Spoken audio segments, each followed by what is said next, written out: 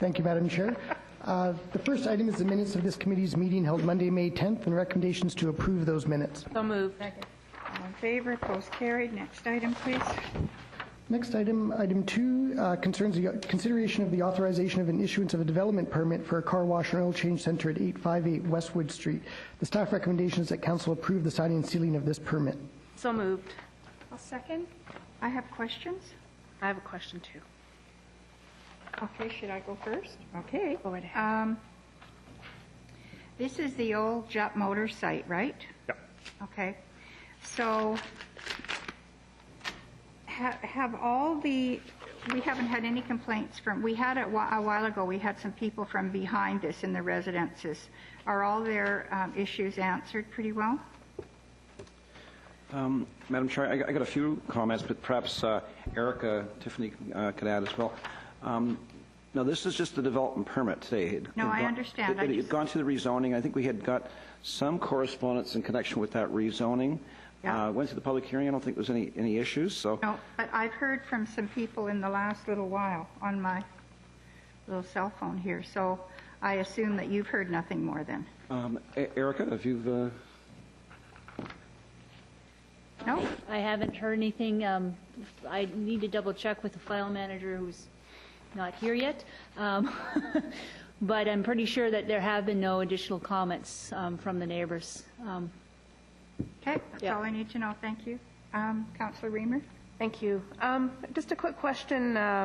It says in the report that the northbound left turn movements may be restricted in the future. I was just wanting some further information on that. So if you're heading north on Westwood, it says the left turn movements may be restricted in the future. Yes, I believe that traffic operations was concerned about the movements into the neighborhood, so they could potentially restrict that movement just to cut down on the number of trips around. So if they did that, then the only way in would be if you're traveling southbound on Westwood, or if you're heading east on Correct. On the street. Correct. It would. Okay. Yep. It would restrict access onto the site, but that's traffic operations, and they were concerned about the movements of trips being generated by that use and going through the residential neighborhood to the west. Right. Okay. Thank you. You're welcome. Okay, Councillor Robinson? Thank you. I just have one question. It has to do with the variance for the setback that has to do where they're going to be planting cedars to mitigate as a barrier. That's correct, yeah. And it says that the business will operate between 7 a.m. and 7 p.m. Is that 7 days a week?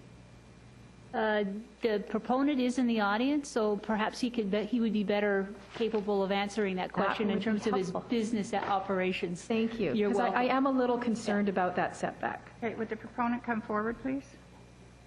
Dealt with before. And could we get your name and address for the record? Very good afternoon to everybody, and my name is Andy Admi, owner of the A&A Construction. We're going to develop that car wash and lube and oils, so I'm willing to answer. And your address, please? 2450 East 51 Avenue, Vancouver. Thank you very much. And Councillor Robinson? Yeah, so will you operate your business starting at 7 a.m. 7 days a week? Yeah, it's very like now on the winter, when it's dark, we start maybe 9 o'clock, 9 to 5.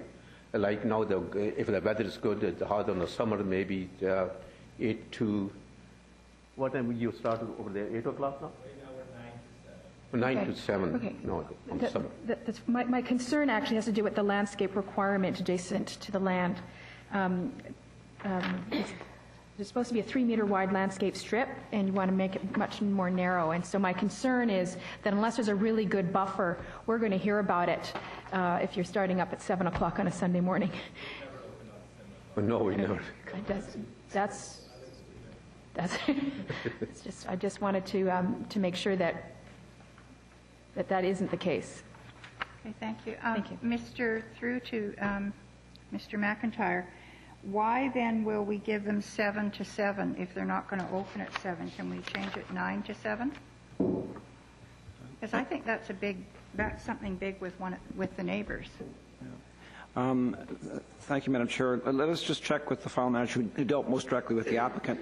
Typically, that's not something actually, we're not supposed to deal with that with the development permit. It's more form and character. This would be around like the hours of operation of the business. But let us check with the file manager and get some background on that. Well, at this point, if we can't deal with that, then I don't think this is going anywhere. So is there a problem with restricting the hours of operation from 9 to 7?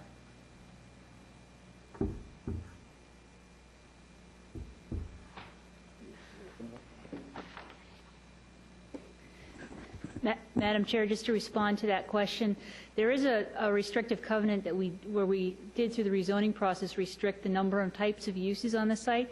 So we could also look into a restrictive covenant in terms of the business hours and the operation of the business hours for that site as well. Okay, then we would put a caveat on approving the development permit. Okay, so it would go something like we approve what's here with the caveat that the business hours be changed from not to start before 9 a.m. That's not going to bother you. That's what you're doing now, correct? Yeah, that'll be all right. So if someone would like to make that I'll amendment? make that motion. I'll second. Okay. All in favor on the amendment? Opposed? Carried. All in favor of the recommendation with the amendment? Move. Moved. And seconded. Done. We're done. Thank you very much. Thank you, Madam Chair. The next item, item 3, is a preliminary report on official community plan amendment bylaw 4119 and the rezoning amendment bylaw number 4120. This is for 1900 United Boulevard. The staff recommendation is to give first readings to each of these bylaws and that the 2 bylaws and their related applications be referred to public hearing. A couple of small items. If the committee approves, this item is intended to go forward to this council meeting this evening in order to make the June public hearing date. And I believe that the proponent is here to provide comments or a presentation if that is the committee's wish. Yes, that's fine. Mr. Pooney?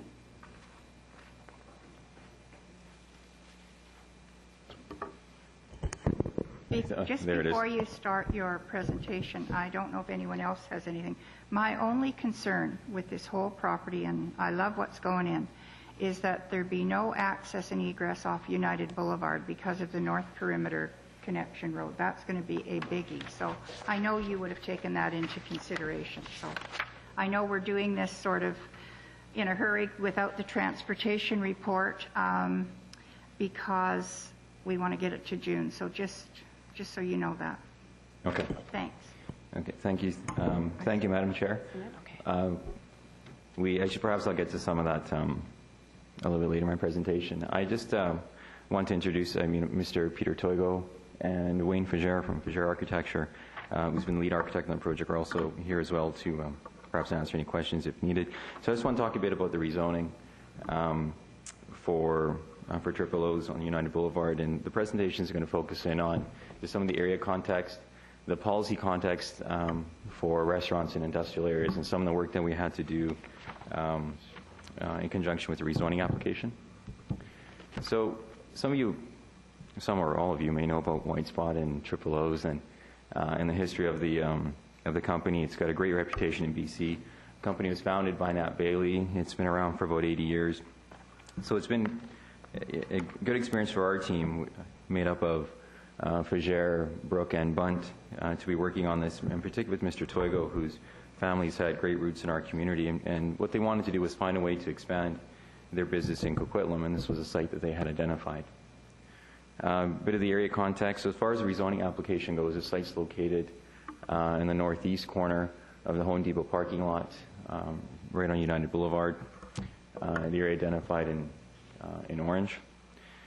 Some of the context photos looking out from United and Schooner. I'm sure you're all familiar with it. So the policy context, the city has a policy that asks for a clear rationale when we're proposing restaurants in an industrial area. And so the policy asks us to look at 3 or 4 things, one of which was to demonstrate supply and demand.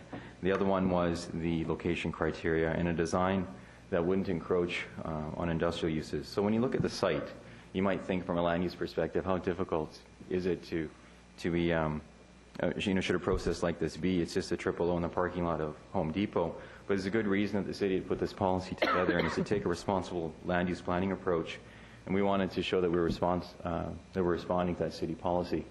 So in short, the policy looked at us to provide you with the rationale on demand. We had completed that. I'll get to that in a moment. To look at some of the location criteria, which traffic study had been completed by Bunt & Associates, which I think was just forwarded to the committee and city recently. I think on that note, what we could do is have them available for the public hearing, I think, as well, to provide some of the answers. And I think that's still being vetted, or has been vetted by your staff. In short, I think what their conclusion was that with the operation, with the timing of our operations, wouldn't necessarily compete with the other traffic coming into Home Depot, and there'd be enough capacity. So their big concern was to make sure that there was enough loading capacity in the left turn bay to turn in for westbound traffic. And so I think I'll leave it at that point for right now, and appreciate the chair's comments. So on the supply side, there's two parts of the equation. One is that there's about 8,500 people that work in the area, which is almost a quarter of the city's employment. So that's a strong base to be drawing from. And there's an extremely limited supply of restaurants. There's 8, but you can take three of them out of the equation, really, because 2 of them are in the casino. You're not going to have workers going into a casino during lunch break, and one's in Planet Ice. So the supply is quite limited, and you put the 2 of those together, we see that there's great demand for this. It's also in a location that's sort of in a good location on United Boulevard where there isn't that much food service. So that was one part of the rationale we put together. We also conducted a survey, just over 200 interviews, and these were conducted by Mostel Group, who I'm sure you're all familiar with, a random survey. And there's about half a dozen key points that they communicated to us. One is that there's great demand in Pacific Region, Cape Horn area for additional food service. It's going back to one of my earlier points. Most of the people that worked there, only about 30-something percent, 36% said that of the owners and managers, and 39 of the employees said that food service was excellent or good. As far as impact on Millardville and other neighborhood areas, there is very few people that leave this area to get food service elsewhere, so we wanted to make sure that we weren't impacting any other neighborhoods. Showing the popularity of Triple O, about 8 out of 10 people that work in the area said that they would visit one. I would if I was there too, because there really isn't that much there to choose from. So, and then the last point is that Triple O's is seen as a local destination. It's not seen as a regional destination. So we wanted to ensure that this is something that was going to first and foremost provide food service for the people that live there. So the summary itself, it's quite a small footprint. It's only on 0.6 of an acre. The building itself is only 4,000 square feet. 2 tenants, there'll be Triple O's and a branded coffee outlet. It's got convenience drive-through in combination with seating. The Triple O seating we're estimating to be about 70 people, and the coffee outlet about 20. So we're looking at about 80 to 90 people in terms of the sit-down portion of the eating facility. And the parking itself is going to exceed the bylaw. So just a couple of renderings. Here's what it would look like on the corner of the parking lot. The interior design, if you've been to Triple O's lately, you see it's got this retro cool diner style to it. So it's to appeal to people that would want to stay at the restaurant and eat as well. So why do we think it's a good idea? I think I've already commented on the fact that it brings additional food service. It's in a good location, which is going to be convenient to a number of people. I made some comments about the impact it isn't going to have on the surrounding community, judging from the people who responded to our survey. The employment numbers are great. You know, this is an industrial area, and it is a restaurant use that is going to serve the people that are there. But in terms of the employment opportunities on such a small footprint, we're looking at about 45 jobs, and that's a total of full-time and part-time, about a 50-50 split. About 25 in Triple O's, about half of them full-time, half are part-time. We're estimating about 20 on the coffee side. So that's a pretty high yield of about 40 or 45 people on 4,000 square feet. My last comment is about the open house that we just had last week. And we heard from about, I think it was 20 people that came, and there's 19 people that had, yeah, that's right, 19 people who had given comment sheets. No one was opposed to it. Generally, there's a lot of excitement. There's some people that work in the area who also communicated to us that there isn't food service there. Thought that the restaurant was a good use of a parking lot. an expansive parking lot. That even after we put the triple O's in, it's still going to meet the parking bylaw. So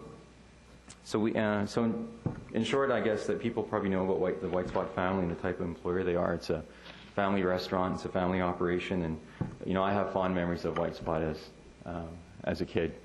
And my dad's got some great stories about it. Coming here from India, the first time he ever ate beef was at White Spot and said it was the best goat he'd ever had in his life. So it's a trick some of his co-workers were playing on him. So yeah, despite that, we have great memories of White Spot, and I think that it's good to see a business like this looking to expand its business in Coquitlam. We think it's a good idea and a good fit for the area, and hope that you do as well. Thank you. Thank you. Well, I have fond memories of White Spot, too. I think I have actually about 20 pounds still here from White Spot, which is not good. Any questions? I don't have any. Any from? No? Good. Okay. Recommendations are before you. I'll move it. I'll second. All in favor? Opposed? Carried. You'll move on to this evening's meeting. Thank you, Madam Chair. That's the last formal item on the agenda for this meeting. Thank you. We're done. Move to adjourn. Wow. Second. You guys sped it up.